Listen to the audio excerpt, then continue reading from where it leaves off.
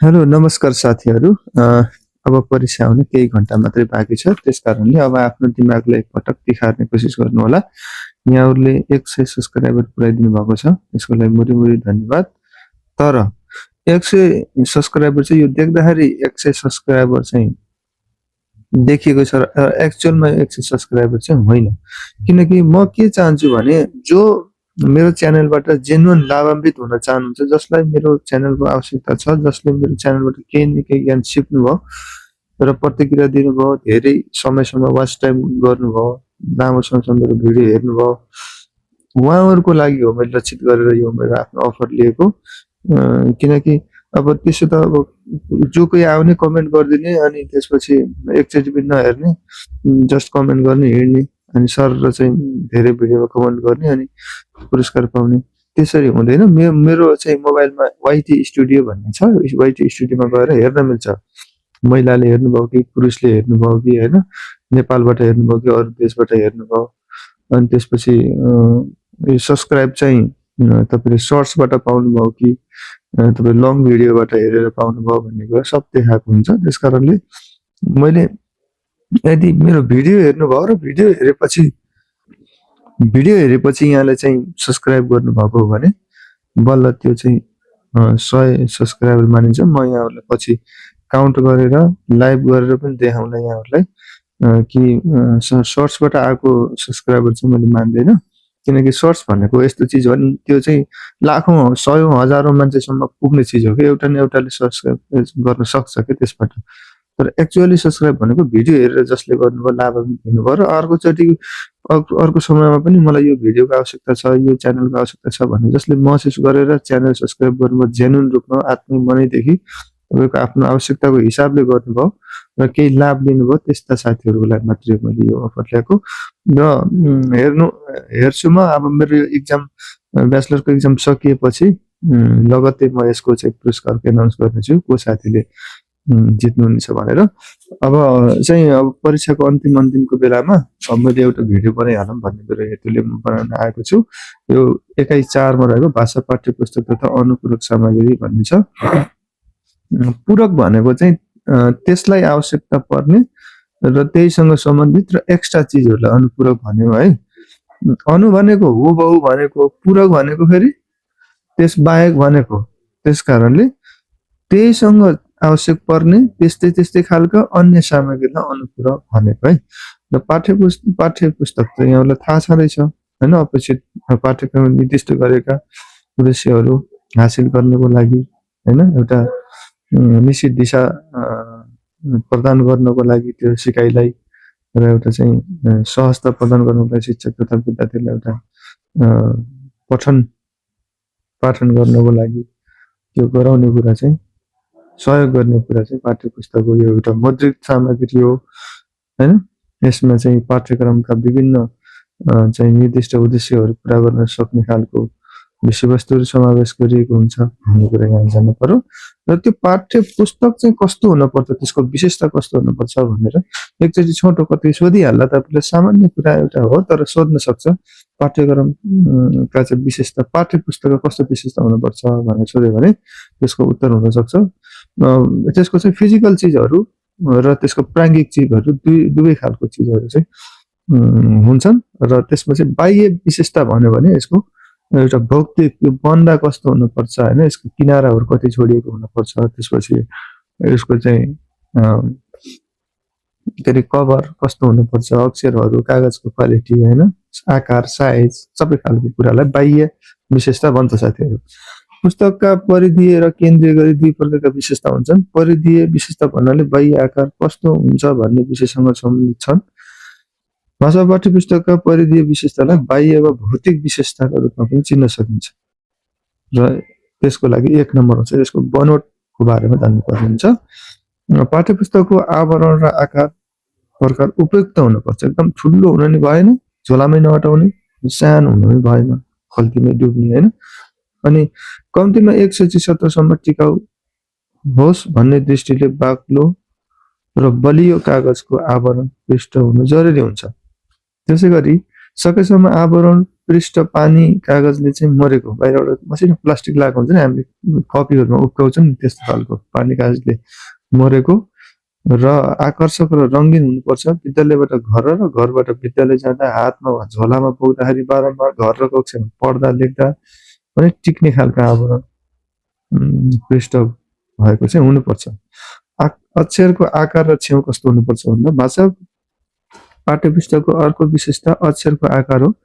प्रारम्भिक कक्षाका विद्यार्थीहरूका निमित्त ठुला अक्षरका हुनु जरुरी हुन्छ भने मध्यम र उच्च स्तरका कक्षाका लागि क्रमशः साना हुँदै जानुपर्छ, किनकि त्यति बेला मान्छेले आँखाले पनि सर हेर्दाखेरि बुझ्न सक्ने लेभलको बनाइसकेको हुन्छ। त्यस कारणले है त साथीहरू, अक्षर चिनारीका लागि 120 पोइन्टका अक्षर उपयुक्त हुन्छ भने सामान्य पठनका लागि कक्षा 1 देखि 1 मा चाहिँ 60 पोइन्ट, कक्षा 2 मा चाहिँ 24 देखि 36 पोइन्ट, कक्षा 3 मा चाहिँ 16 देखि 20 पोइन्ट र माथि चाहिँ 14 देखि 16 पोइन्टका अक्षरहरू हुनु जरुरी हुन्छ भनेर कुरा गर्यो है त। यो पोइन्ट भनेको एउटा चाहिँ त्यसको आकारको मापन गर्ने स्केल हो। यहाँहरूलाई थाहा होला, टाइपिङ गर्दाखेरि यहाँहरूले कम्प्युटरमा पनि देखाएको हुन्छ त्यो आकारको साइज, त्यो अनुसार यहाँहरूले बुझ्नु होला। अनि अक्षर छपाई र बधाई भनेको बान्ने टङ्कन गर्ने भन्छ नि, त्यो है त। प्रारम्भिक कक्षाका पाठ्यपुस्तक विभिन्न रङका मसीले छाप्दा विद्यार्थीहरूलाई आकर्षित गर्न सक्छ, तर उपल्लो कक्षाहरूमा चम्किलो गाढा कालो वा निलो मसी नफुल्ने हिसाबले प्रयोग गरिनु राम्रो हुन्छ। कुरो बुझ्नुभयो नि। यहाँ हाम्रो अधिकांश साना हाम्रो चाहिँ कक्षा 1 देखि 5 सम्मको पाठ्यपुस्तक किन फेरिएको भन्दा रङ्गीन छाप्ने भनेर त फेरिएको नि होइन र, त्यस कारणले रङ्गीन भए विद्यार्थीहरू चासो लिन्छन् भन्न खोजेको। हल्का वा फिक्का रङको उड्ने मसी प्रयोग गर्नु राम्रो हुँदैन, किनकि यो चाहिँ पछि उड्यो भने अक्षर त गइहाल्छ। त्यही भएर विशेष गरी कालो अलि चाहिँ छिटो जाँदैन, अनि कालोको सेकेन्डमा चाहिँ निलो। र छाप्दा शीर्षक, उपशीर्षक र पाठलाई अलग अलग आकारमा छाप्नुपर्छ भने विशेष शब्द, पदावली, वाक्यांश र वाक्यलाई स्पष्ट बनाउने विभिन्न तरिका अपनाउनुपर्छ। जस्तै कहीँ बोल्ड गर्ने कुरा होला, कहीँ चाहिँ उद्धरण चिन्ह दिने कुरा होला होइन, कहीँ चाहिँ अन्डरलाइन गर्ने कुरा होला, त्यस्तो खालको कुराहरूलाई त्यहाँ गराइएको हुनुपर्छ। किनारा उपयुक्त रङले छोडेको वा छापेको हुनुपर्छ। जस्तो सिलाइले अक्षर छोप्ने गरी छाप्नु हुँदैन, त्यो उतातिर जहाँतिर अगाडितिर चाहिँ टङ्कन गरिएको हुन्छ त्यहाँ चाहिँ छोपिने सम्भावना हुन्छ कि।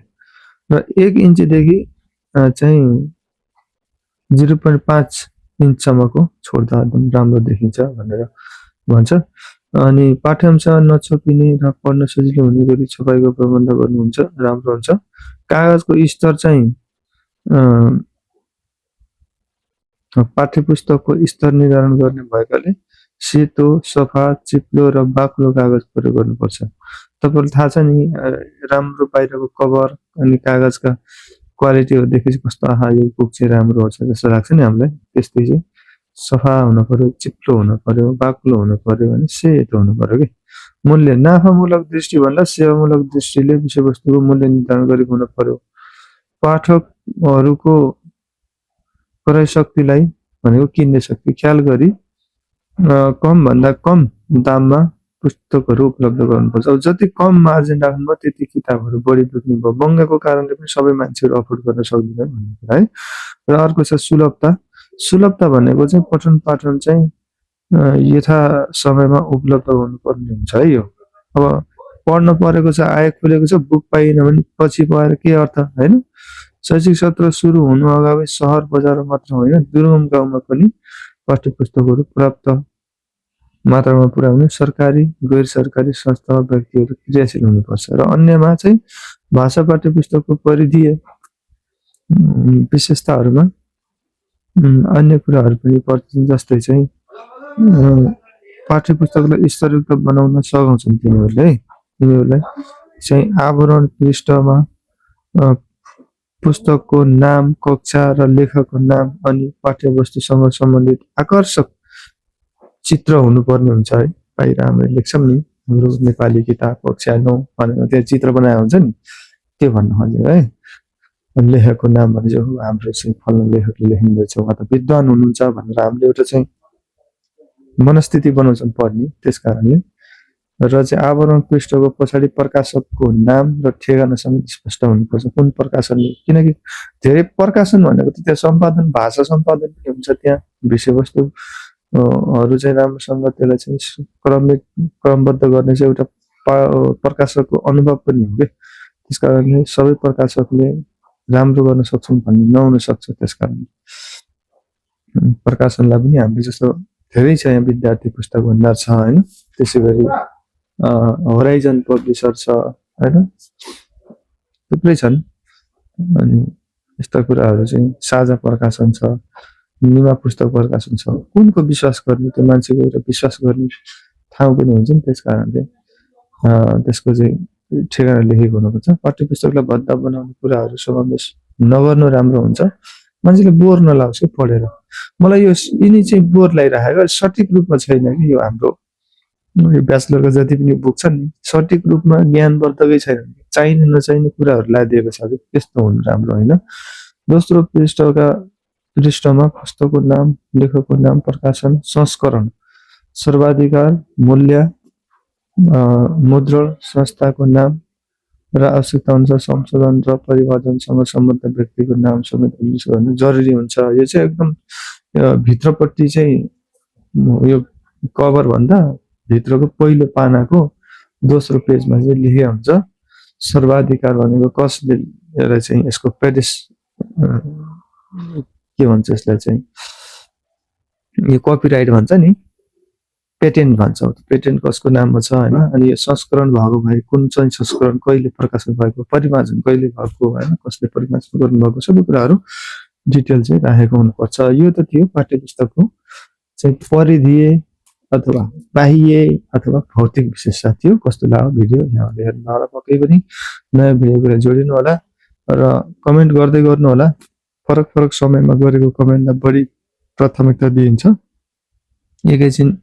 एकै समयमा डङ डङ डङ कमेन्ट गर्नुभयो भने त्यसको केही अर्थ हुँदैन, त्यो केवल स्वार्थको लागि, केही प्राप्तिको लागि मात्रै गरिएको हुन्छ भन्ने म ठान्दछु।